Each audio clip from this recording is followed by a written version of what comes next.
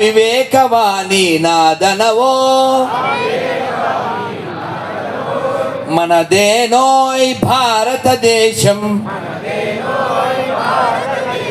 భారతదేశం మనదేనో దిక్కులన్నీయో పిక్కటిల్లగా భారత మాతకు జయ్యనవోయ్ భారత మాతకు జయ్యనవోయ్ భారత్ మాతాకి భారత్ మాతాకి. మనం కృష్ణుడి కథ చెప్పుకోలేం. ఈ మంత్రం చెప్పి నేను ముగించేస్తానన్నా. అందరూ నమస్కారం మొదలు పెట్టండి. కంకులు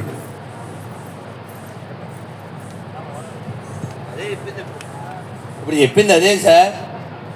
మనం వైదికం కాని దాన్ని మనం ఎంకరేజ్ చేయకూడదు. మన మైండ్కి నచ్చిందని చెప్పి వ్యాసుడు వాల్మీకి ఇది మనకి వాళ్ళిద్దరూ మనకి ఆథరైజ్డ్. వాళ్ళ నుంచి ఏదొచ్చినా మనం స్వీకరించాలి. అది వైదికం. వ్యాసుడి పేరు వేదవ్యాసుడు. ఎందుకని? వేదం ఒకటిగా ఉంటే దాన్ని 4గా విభజించాడు కాబట్టి. వ్యాసోచ్చిష్టం జగత్సర్వం అన్నారు. రామాయణం వాల్మీకి నుంచి వచ్చింది. వాళ్ళ నుంచి స్వీకరించాలి. లేదా మన ఋషులు వాళ్ళ నుంచి స్వీకరించాలి. అంతేగాని మనం కృష్ణుడిని వదిలిపెట్టి భాగవతాన్ని విడిచిపెట్టి భగవద్గీతను విడిచిపెట్టి రామాయణాన్ని విడిచిపెట్టి ఏదేదో తీసుకొచ్చి అక్కర్లేని దాన్ని అంతా దానికి కలిపేసి దాన్ని సాయిరామ్ అంటూ సాయి కృష్ణ అంటూ సాయి మాధవ్ అంటూ సాయి అనే పదం ఎక్కడ వైదిక ఎక్కడ మన హైందవ సనాతన ధర్మంలో ఎక్కడ ఆ పదం ఉండదు. మీరు రామ అని పిలవండి పుణ్యం వస్తుంది, కృష్ణ అని పిలవండి లాభం వస్తుంది. ఎందుకంటే రామ అనే పదంతో మన రామదాసు గారు మోక్షం పొందారు. రామాని జపం చేసి తులసీదాసు, కనకదాసు, త్యాగరాజ స్వామి వారు, భద్రాచల రామదాసు గారు, కవయిత్రి మొల్ల ఎంతమంది మోక్షం పొందారు.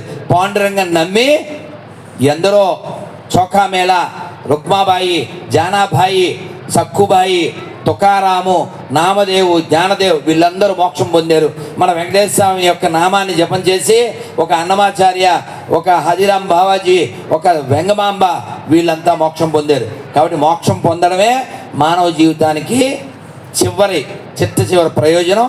ఆ మోక్షం పొందడానికి మన వైదిక గ్రంథాలు అది మాత్రమే మనకి ప్రమాణం. అందువలన ఏది పడితే అది మనం కలిపేసి రీమిక్స్ చేసేసి మళ్ళీ అలాగే చీరలు కట్టేసి దాన్ని ఏదేదో చేసి మళ్ళీ మన వాళ్ళతోనే మనం గొడవలు పడిపోయి అలాంటి పిచ్చి పనులు చేయకండి. మనం షణ్మతాలు అన్నారు. మీరు శివుడిని ఆరాధిస్తారా, విష్ణువుని ఆరాధిస్తారా, లేదు అమ్మవారిని ఆరాధిస్తారా, లేదు సుబ్రహ్మణ్య స్వామిని, గణపతిని, సూర్యుడిని, వీటిలో మనం ఉండాలి. ఇది మన పెద్దలు ఇచ్చింది. పక్కకి వెళ్ళకండి, పక్కదారులు పట్టకండి. మన వాళ్ళకి మనమే వ్యతిరేకం కాకూడదండి.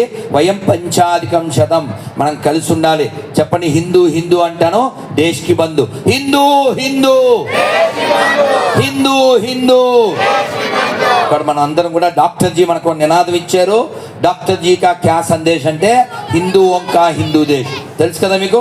డాక్టర్ జీ కా క్యా సందేశ్,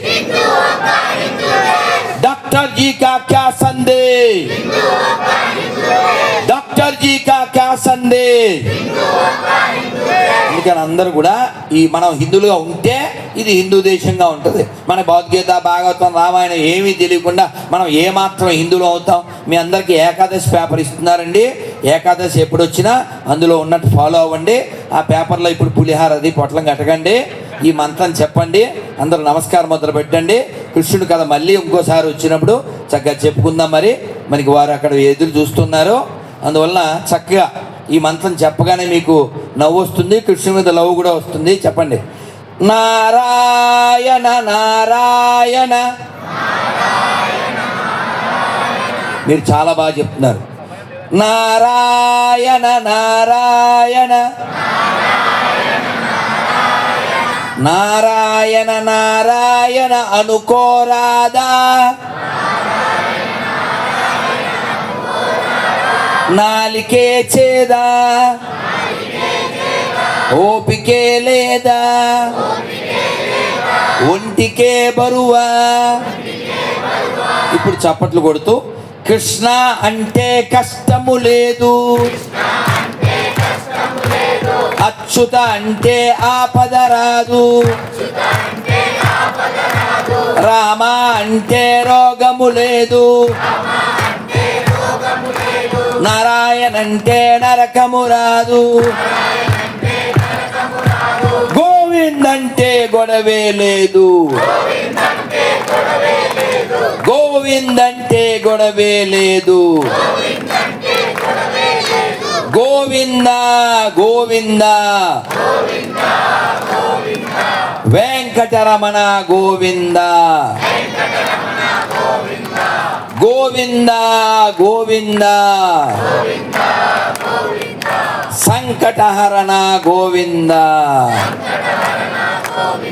ఇప్పుడు చెప్పండి, మీ గోవిందుడు కావాలా, గొడవలు కావాలా, అచ్యుతుడు కావాలా, ఆపదలు కావాలా, రాముడు కావాలా, రోగం కావాలా, నారాయణుడు కావాలా, నరకం కావాలా, కృష్ణుడు కావాలా, కష్టం కావాలా? మీకేం కావాలో మీకు తెలుసు, ఎలా సంపాదించాలో మీకు తెలుసు. ఇప్పుడు భోజనంలో పోస్తారు పులుసు, ఇంకా మాట్లాడితేనే అయిపోతాను అలుసు. శ్రీమద్ రమారమణ గోవింద, భారత్ మాతాకి ధన్యవాద్ జీ. కొంత సమయం తీసుకున్నాను, క్షమించాను. స్వామీజీ గారికి వేదిక తరపున ధన్యవాదాలు తెలియజేస్తూ, మరి హిందూ దేశంలో పుట్టినటువంటి మేము హిందువులుగా ఉంటాం, హిందువులుగా తింటాం. మేడం గారు అన్నారు, త్రిమూర్తులు అన్నారు, అవకాశం ఉంటే పంచ పాండవులను కనే ప్రయత్నం చేద్దాం, అవకాశం ఉన్నటువంటి వాళ్ళు. మరి ఈ సందర్భంగా మన గేటెడ్ కమ్యూనిటీ ప్రచారక్ గారు ఓం ప్రకాష్ గారు ఈ బౌద్ధిక అంశాన్ని తీసుకోవాల్సిందిగా ప్రార్థన.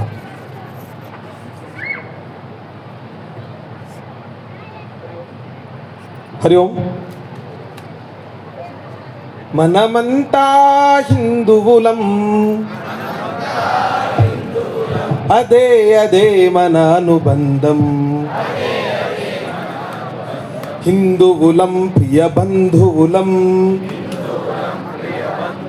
సుగుణ సింధు జల బిందువులం. హిందూ రాష్ట్రమును పూజిద్దాం.